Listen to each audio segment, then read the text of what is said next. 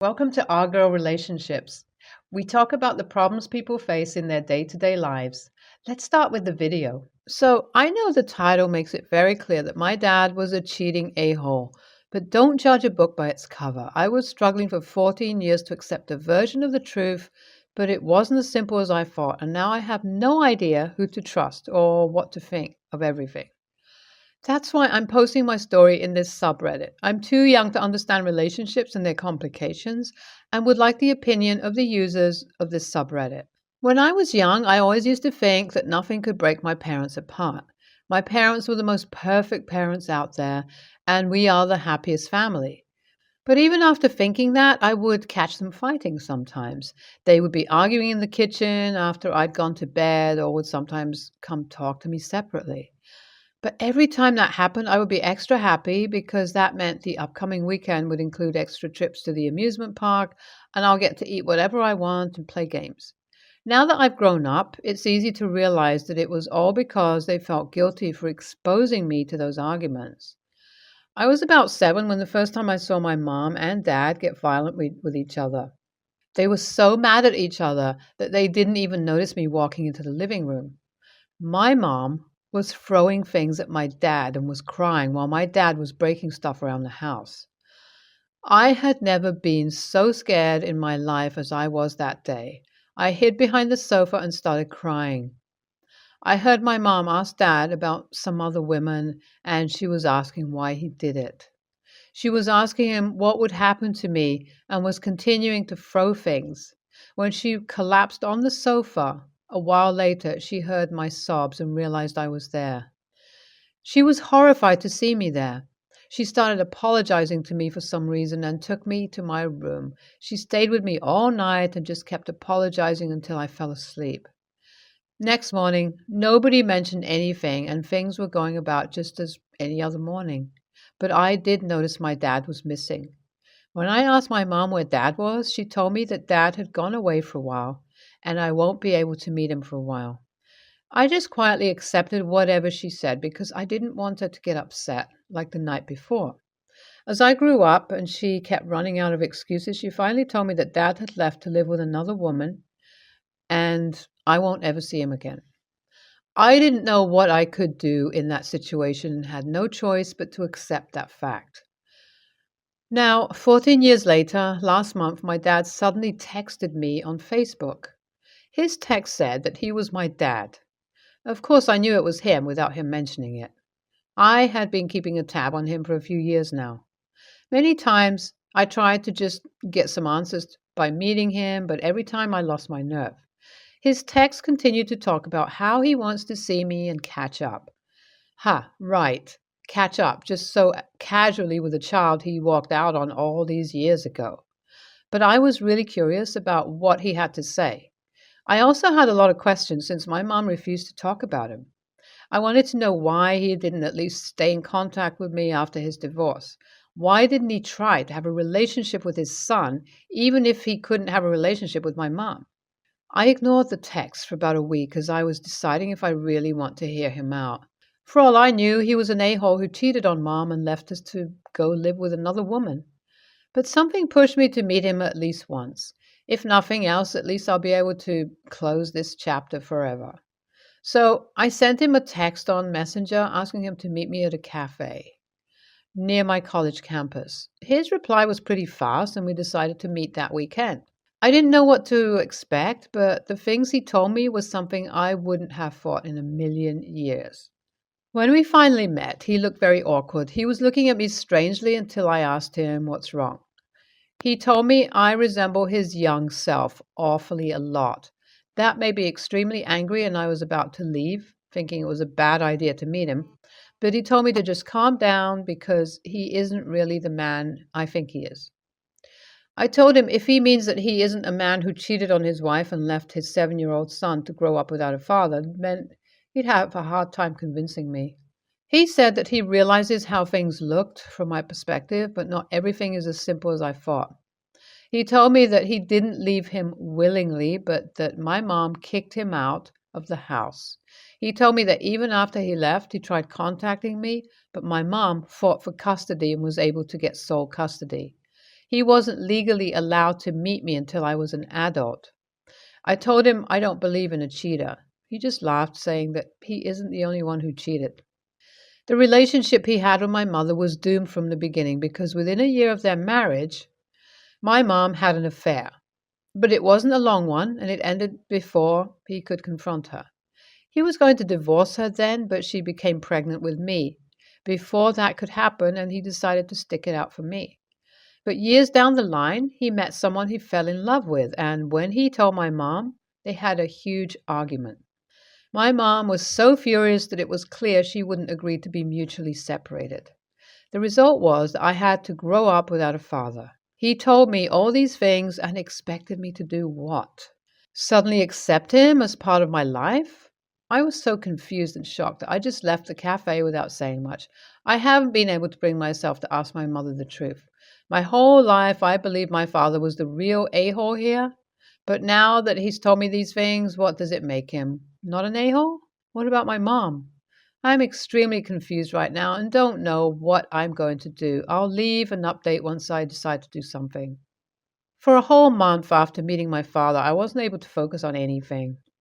My studies were starting to suffer and I even missed a lot of classes. The questions in my head from the time I met him was so distracting that I holed up in my room and didn't even come out for meals. I finally decided to do something about everything and fix this thing once and for all. That's why I gave my mom a call and asked her if I could come home for the weekend since there were things I needed to discuss with her. She sounded surprised, but told me that of course I could visit her. I'll be leaving for home this weekend. I really hope that meeting her and getting some answers would put my mind at ease.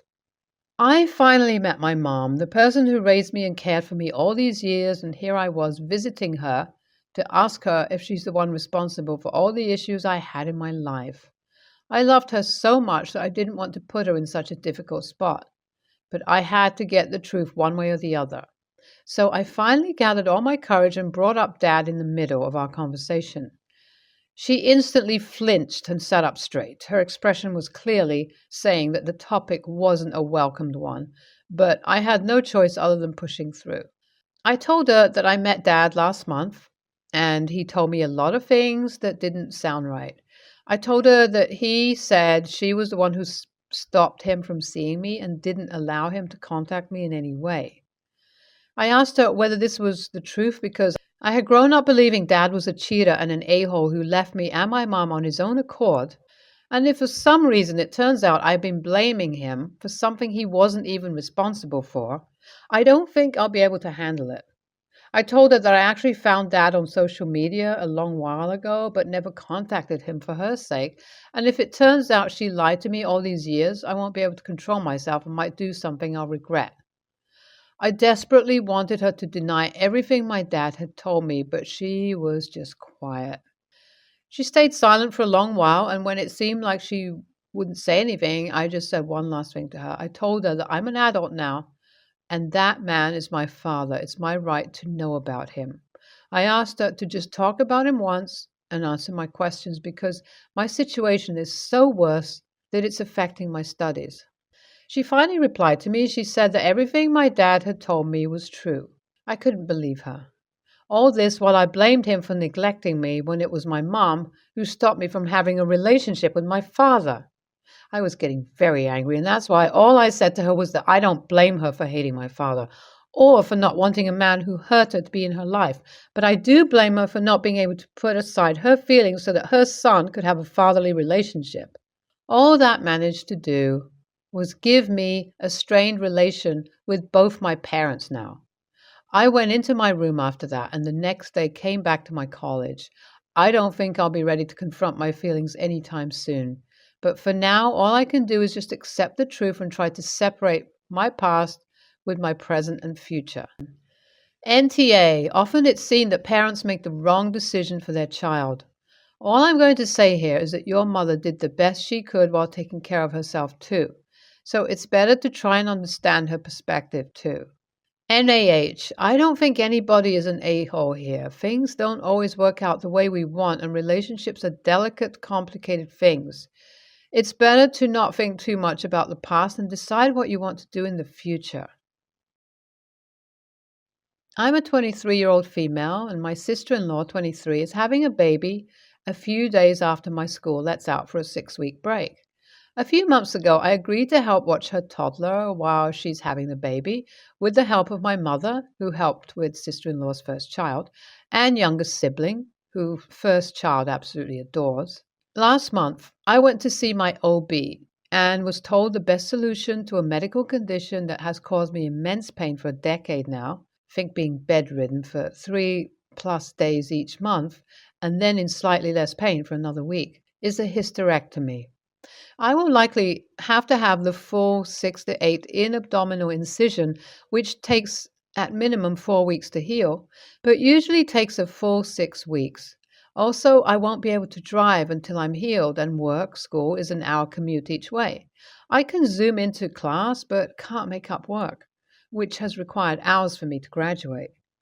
I am out of school for a total of 6 weeks, so it would be in my best interest to schedule the surgery as soon as I get out of school so that I won't have to miss my internship or classes. However, when I told sister-in-law about it and how I would likely be unable to do all of the watching of her child alone, I could supervise my siblings, just can't do the heavy lifting of childcare. She said, "Can't you postpone the surgery until the summer so you can watch X for me?" She asked this even though she knows just how much pain I'm in and how that would cause me to miss even more school and work than I already will before surgery due to pain.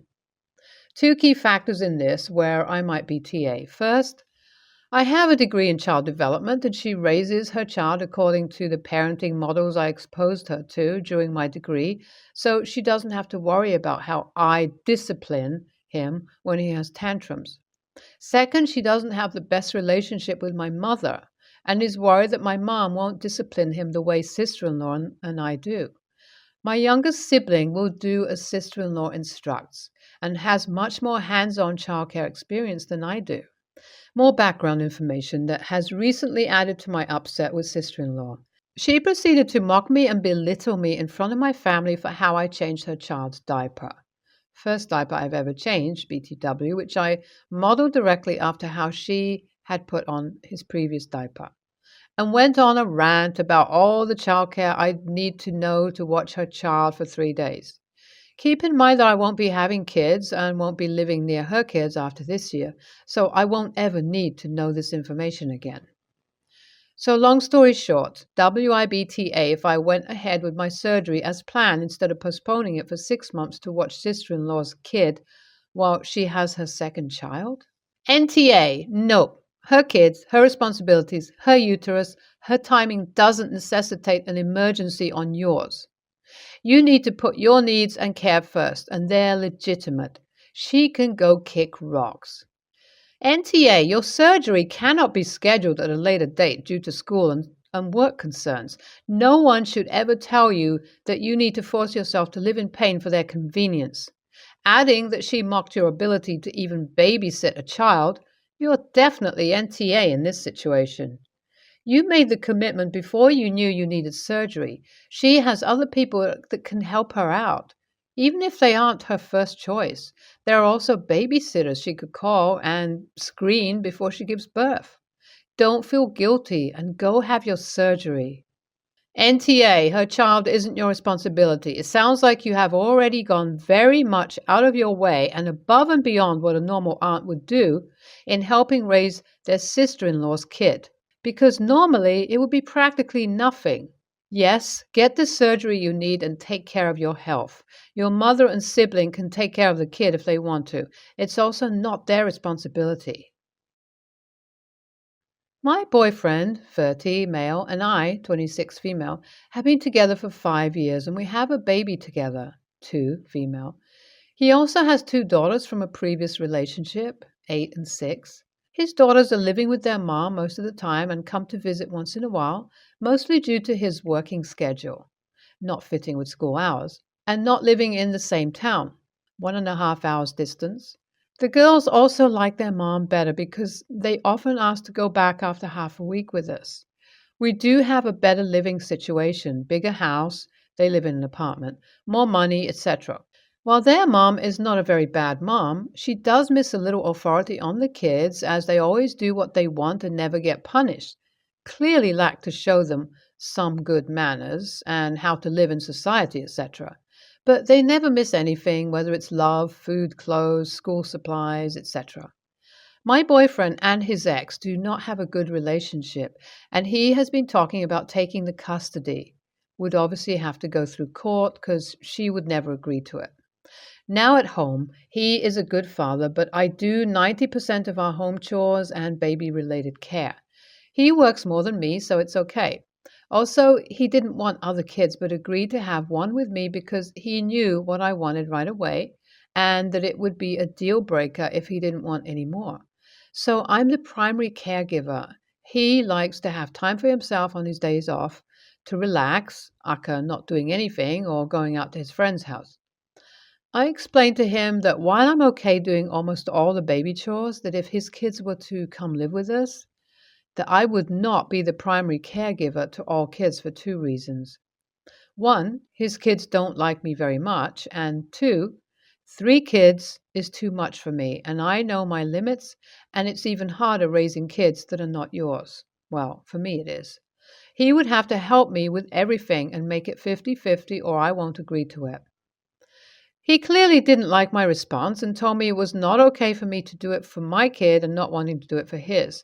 So he got mad at me and said that I only don't want to because I don't like his kids, which is not true. How they are raised is not how I want to raise my baby, but there is not an ounce of hate. Sometimes I feel like a horrible person for saying no, but I don't want to ruin my life by being overwhelmed either. NTA, honestly, not to be rude, but you don't sound like you'd be a very good stepmother. The kids are probably better off where they are, especially if your husband isn't going to be their primary caregiver. They already don't like you. You sound like you don't like them. More money and a bigger house does not equal better childhood. If they are in a loving situation with mom, that is where they should stay. NTA, he wants full custody. Why? Because he doesn't think his kids get punished enough? They can be taught manners. They may not comply, but if you show them, they will learn it and eventually use them. Seeing as you'll be doing all of the work, there's no way in a million years you should agree to this arrangement. He likes the life he has with you doing all the work. Why shouldn't he want full custody? He won't be put out because you're there. The kids will be miserable. You'll be miserable. And by extension, he'll be miserable. Oh, and the actual mother of the kids would be miserable. Why is he pressing this? NTA, it's unfair to you to take in three kids and for him to continue the work social life that he currently has and won't shift this 90% home care that you have when his kids come into the picture. It really should be 50-50 because of that. Those aren't your biological kids. Thus, he should be required to at least some responsibility. And honestly, it also comes down to the court system and how they look at the situation of what is best in the child's interest. If he's not willing to help you more around the house than he is now, he kind of really shouldn't be going for custody in the first place. It'll be on you at home dealing with three kids while the court system will only review the biological parents, not extended families and their lives.